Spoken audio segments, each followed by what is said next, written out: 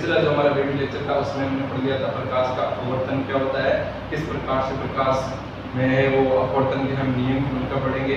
साथ में हमने अध्ययन कर लिया था कि क्या सघन माध्यम होता है, क्या विरल माध्यम होता है और किस प्रकार से प्रकाश की जब सघन माध्यम से विरल माध्यम या विरल माध्यम से सघन माध्यम में प्रवेश करती है तो वो विचलित होती है अपने वास्तविक पथ से। तो आज का हमारा टॉपिक रहेगा अपवर्तनांक। तो देखो अपवर्तनांक क्या होता है, पहले उसकी परिभाषा लिख लेते हैं, उसको समझना जरूरी है।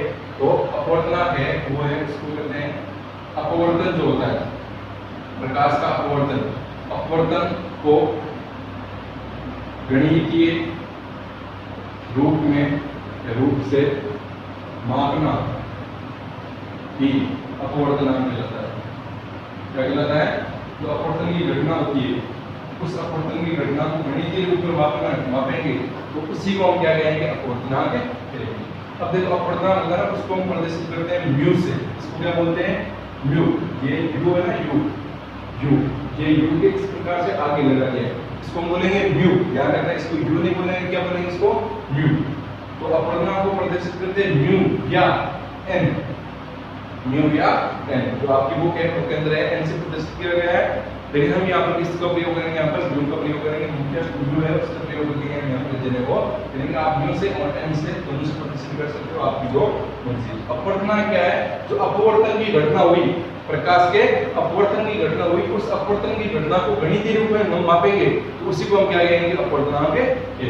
अब ये तो हमने एक परिभाषा देखी कि अपवर्तनांक होता क्या है, लेकिन रियल परिभाषा इसकी क्या है आपकी किताब के अनुसार?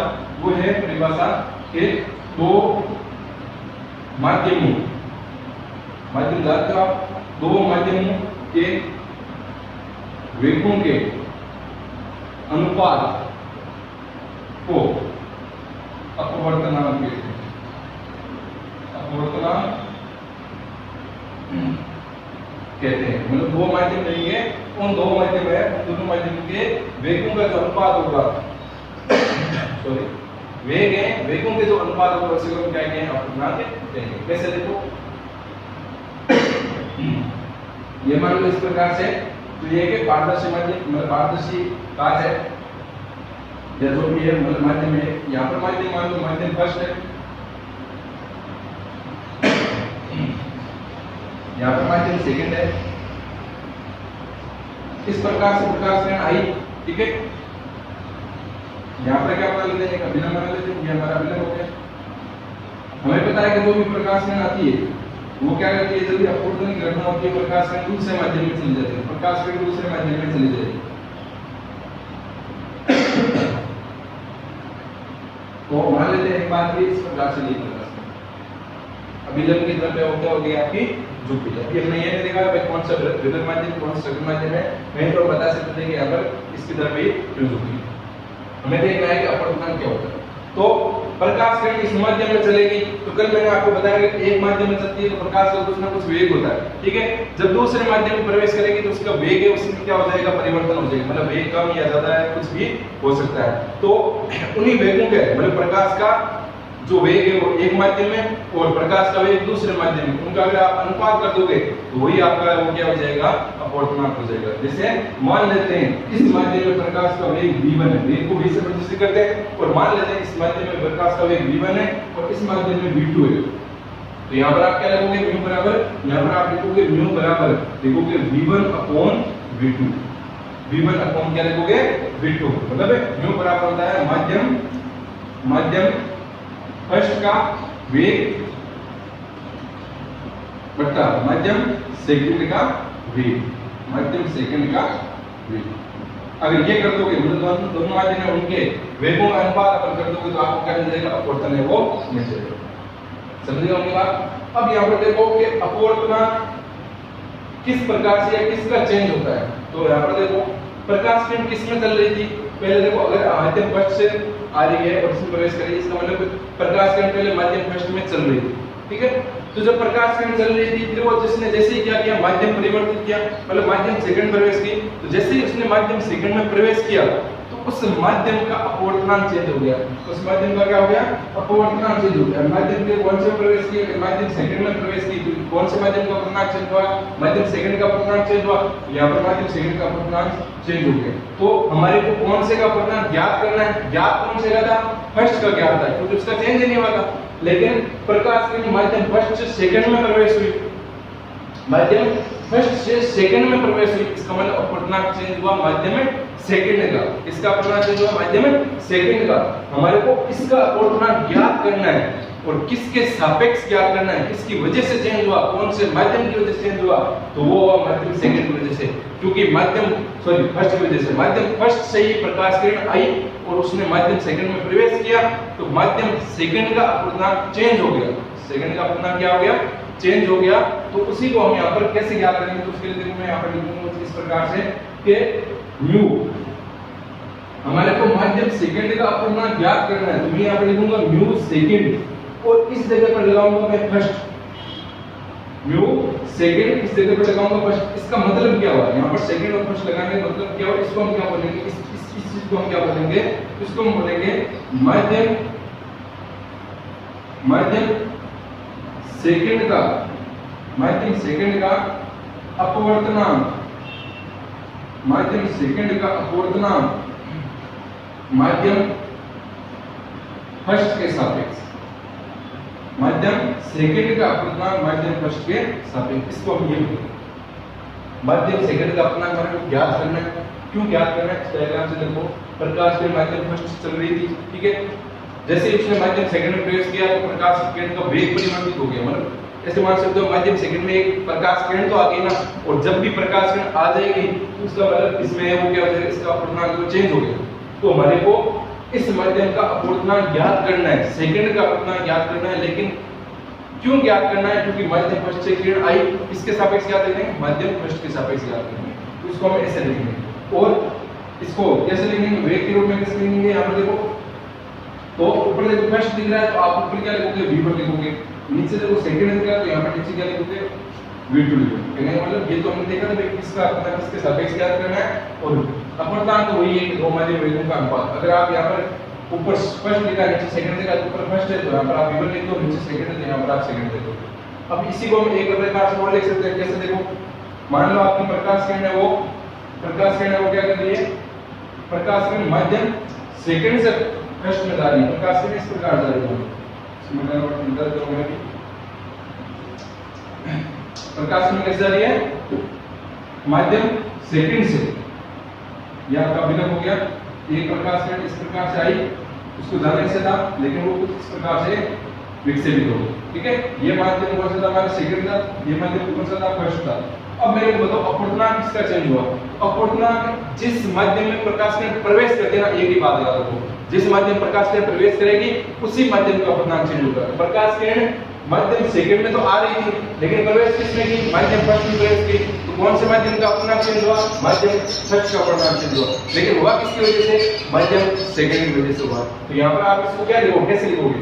आपको माध्यम सेकंड का अपवर्तनांक को ज्ञात करना है, नहीं सॉरी माध्यम फर्स्ट का अपवर्तनांक ज्ञात करना है, क्योंकि प्रकाश की माध्यम फर्स्ट में आई है, तो आपको इसका ज्ञात करना है। जिसका भी ज्ञात करना होता है अपवर्तनांक, उसको हम नीचे लिखते हैं, और जिसके भी सापेक्ष मतलब जिसकी वजह से चेंज हुआ उसको हम सापेक्ष बोलेंगे। तो किसकी वजह से चेंज हुआ? सेकंड की वजह से, क्योंकि सेकंड से ही किरण आई और फर्स्ट में प्रवेश की, तो इसका अपवर्तनांक चेंज हो गया। इसका अपवर्तनांक क्या हो गया? चेंज हो गया। इसका अपवर्तनांक परिवर्तित हो गया। लेकिन हुआ किसकी वजह से? माध्यम सेकंड की वजह से हुआ। और हम इसको कैसे लिखेंगे? नीचे अगर मैंने लिखा है, इसका मतलब इसका अपवर्तनांक हमारे को ज्ञात करना है, किसके सापेक्ष? सेकंड के सापेक्ष। इसको मैं ऐसे लिखूंगा। अब ये देखो दोनों में अंतर है ना, ऊपर फर्स्ट आ यहाँ पर सेकंड, ऊपर ये दो भी आएगा, इसके सापेक्ष ज्ञात करना है, किसका अपवर्तनांक? इस नीचे वाले का। तो नीचे वाले का अपवर्तनांक ज्ञात करना है, तो इसको मैं क्या लिखूंगा? यहाँ पर फर्स्ट का अपवर्तनांक ज्ञात करना है, तो इसको लिखूंगा माध्यम फर्स्ट का अपवर्तनांक माध्यम सेकंड के सापेक्ष,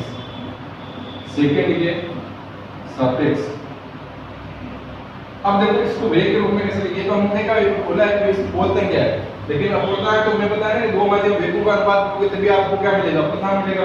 अब इसको लिखोगे कैसे? ऊपर सेकंड है तो आप क्या लिखोगे? v2, नीचे फर्स्ट है तो आप क्या लिखोगे? v1। ये बात आपको ध्यान रखनी है। ऊपर फर्स्ट तो ऊपर V1 लिख दिया, नीचे सेकंड तो नीचे V2 लिख दिया, ऊपर सेकंड तो ऊपर V2 लिख दिया, नीचे फर्स्ट नीचे पहले का जो माध्यम उसका वो लिख दिया। ठीक है, तो ये समझना आपको कि ये कैसे लिखते हैं, ये वाली चीजें कैसे लिखते हैं। यहाँ पर नीचे उसका तो अपूर्णांक आपको ज्ञात करना है। और क्यों ज्ञात करना होता है माध्यम का अपूर्णांक, क्योंकि जब भी माध्यम में प्रकाश किरण प्रवेश करेगी तो उस माध्यम का अपूर्णांक चेंज हो जाएगा, उस माध्यम का अपूर्णांक क्या हो जाएगा, चेंज हो जाएगा। अब देखो एग्जांपल के लिए मान लेते हैं हम यहाँ पर एक इसको हम थोड़ा सा लिखते हैं, ये तो हमने समझाया कि यहाँ पर लिखेंगे कैसे। अब मान लेते हैं कि प्रकाश किरण वायु माध्यम से चल के जल माध्यम में प्रवेश करती है, इस माध्यम में प्रवेश करती है जल माध्यम में। तो ये देखो एक प्रकाश किरण मान लो इस प्रकार चल रही है और ये इसका क्या हो गया, अभिलक हो गया। ये है वायु माध्यम। वायु माध्यम मतलब आप समझते हो कौन सा माध्यम होगा, वायु वाला माध्यम है, चाहे मतलब निर्वात है, कौन सा माध्यम होगा, वो विरल माध्यम। कौन सा होगा, विरल माध्यम। और प्रकाश किरण को जाना चाहता है ये कौन सा माध्यम होगा, सघन माध्यम। और सघन माध्यम में हम किसको ले रहे हैं, सघन माध्यम में हम लेते हैं जल माध्यम, इसको लेते हैं जल माध्यम को लेते हैं। ठीक है, तो जल माध्यम को लेते हैं। अब देखो यहाँ पर प्रकाश किरण किसमें से किसमें प्रवेश करिए, विरल से सघन में। तो विरल से सघन में प्रवेश करेगी तो वेग कम होगा, ज्यादा होगा। तो आप देखो जैसे प्रकाश किरण विरल से सघन में प्रवेश करेगी, हवा से पानी में जाएगी तो पानी में वेग क्या हो जाएगा, कम हो जाएगा। पानी में वेग कम होते ही प्रकाश किरण क्या हो जाएगी, अभिलंब की तरफ झुक जाएगी। इस प्रकार से अभिलंब की तरफ झुक गई यहाँ पर। ठीक है, तो अब देखते हैं यहाँ पर अपूर्णांक कैसे ज्ञात करेंगे। अपूर्णांक कौन से माध्यम का चेंज हुआ, प्रकाश किरण वायु माध्यम से जल माध्यम में प्रवेश किया तो कौन से माध्यम का अपूर्णांक चेंज हुआ, जल माध्यम का अपूर्णांक चेंज हुआ। तो इसको लिखूंगा कैसे, देखो म्यू, और यहाँ पर लिखूंगा जल माध्यम का अपूर्णांक। तो जल माध्यम को ये मैं लिखूंगा यहाँ पर W का मतलब वाटर। ठीक है, तो यहाँ पर जो नीचे लिखा है उसका तो अपूर्णांक हमारे को ज्ञात करना है। और किसकी वजह से ज्ञात करना है, वायु माध्यम की वजह से। किसकी वजह से, वायु माध्यम की। ऊपर मैं लिखूंगा ए का मतलब एयर। ठीक है, वायु तो ऊपर लिख दिया, एयर लिख दिया, बराबर। यहाँ पर मान लो आप कि वायु माध्यम में जो प्रकाश के किरण का वेग है वो va है और जल माध्यम में प्रकाश का वेग है वो vw है। तो मैं यहाँ पर देखो कैसे लिखूंगा, मैंने बोला है कि जब भी वेग है तब आप क्या करोगे, जैसे ऊपर a है तो यहाँ पर आप va लिखोगे और नीचे w है तो नीचे क्या लिखोगे, vw लिखोगे। और इस प्रकार से आप लोग ज्ञात कर सकते हो। अगर मान लो इसका उल्टा हो जाता कि प्रकाश किरण वो क्या करती है, प्रकाश किरण वो इससे सघन माध्यम से विरल माध्यम मतलब जल माध्यम से वायु माध्यम में प्रवेश करती है तो कौन से माध्यम का अपूर्णांक चेंज होता, वायु माध्यम का अपूर्णांक चेंज होता। तो हम यहाँ पर लिखते हैं जिसका अपूर्णांक चेंज हुआ उसको नीचे लिखेंगे, a का चेंज हुआ, किसकी वजह से चेंज हुआ, किससे किरण आई, जल माध्यम से। तो ऊपर लिखेंगे w के सापेक्ष इसको बोलेंगे वाटर का, जल का अपूर्णांक एयर के सापेक्ष, एयर का अपूर्णांक W मतलब वाटर के सापेक्ष। यहाँ पर देखो जब भी वेग लिखना है ऊपर W तो यहाँ पर vw लिखोगे और नीचे क्या लिखोगे, v लिखोगे। तो इस प्रकार से आप ज्ञात कर सकते हो। एक बात ध्यान रखना कि वायु का जो वेग होता है, सॉरी मतलब वायु क्या मतलब जो प्रकाश का जो वेग होता है वायु माध्यम में वो होता है c के बराबर। c कितना होता है, c होता है 10 की पावर 3 × 10 की पावर 8 मीटर प्रति सेकंड। प्रकाश का वेग होता है ये निर्वात या वायु में, मतलब निर्वात या वायु के अंदर है वो प्रकाश है वो क्या करता है 3 × 10 की पावर 8 मीटर प्रति सेकंड के वेग से गति करता है, वायु या फिर निर्वात में। ये फिर इसको बोल सकते हो कि इसको ऐसे लिख सकते हैं 3 लाख किलोमीटर प्रति सेकंड। मतलब प्रकाश है ना वायु माध्यम में कितने सेकंड, 1 सेकंड के अंदर 3 लाख किलोमीटर चल जाता है। 1 सेकंड के अंदर 3 लाख किलोमीटर है वो चल सकता है। तो वो किसमें होता है, केवल विरल माध्यम में होता है, मतलब वायु माध्यम में निर्वात माध्यम होता है। तो हमें वायु माध्यम में प्रकाश के वेग को c से लिखते हैं, इस पूरी राशि को हम c से प्रदर्शित करते हैं। तो यहाँ पर आप va की जगह क्या लिख सकते हो, c भी लिख सकते हो। यहाँ पर भी आप क्या लिख सकते हो, c लिख सकते हो। क्योंकि इस प्रकार से आपको क्या करना है, अपूर्णांक ज्ञात करना है दो माध्यमों का। जब हम क्वेश्चंस करेंगे तो उसमें भी आपको अच्छे समझ आ जाएगा। बस आपको यहाँ पर देखना है जो अपूर्णांक है वो आपका वेग है। दो माध्यम वेगों का अनुपात कर दोगे, ये दो माध्यम ले, ये माध्यम ये दे, दोनों माध्यम का अपूर्णांक मतलब अनुपात कर दिया, अपूर्णांक मिल जाएगा। लेकिन कौन से माध्यम का अपूर्णांक चेंज होगा, जिस माध्यम में प्रकाश किरण प्रवेश करेगी उसी माध्यम का है वो अपूर्णांक है वो क्या होगा, चेंज होगा। बाकी का अपूर्णांक चेंज नहीं होगा, इसका थोड़ी चेंज होगा। प्रकाश किरण इसमें आ रही इसका चेंज हो जाएगा, इसका चेंज नहीं होगा। तो ये हमने यहाँ पर आज है वो अध्ययन कर लिया प्रकाश के अपूर्णांक के बारे में, मतलब अपूर्णांक क्या होता है। और अगला जो हमारा वीडियो लेक्चर आएगा उसमें हम कुछ क्वेश्चंस करेंगे और इससे अगले वाले टॉपिक है उसका हम अध्ययन वो करेंगे।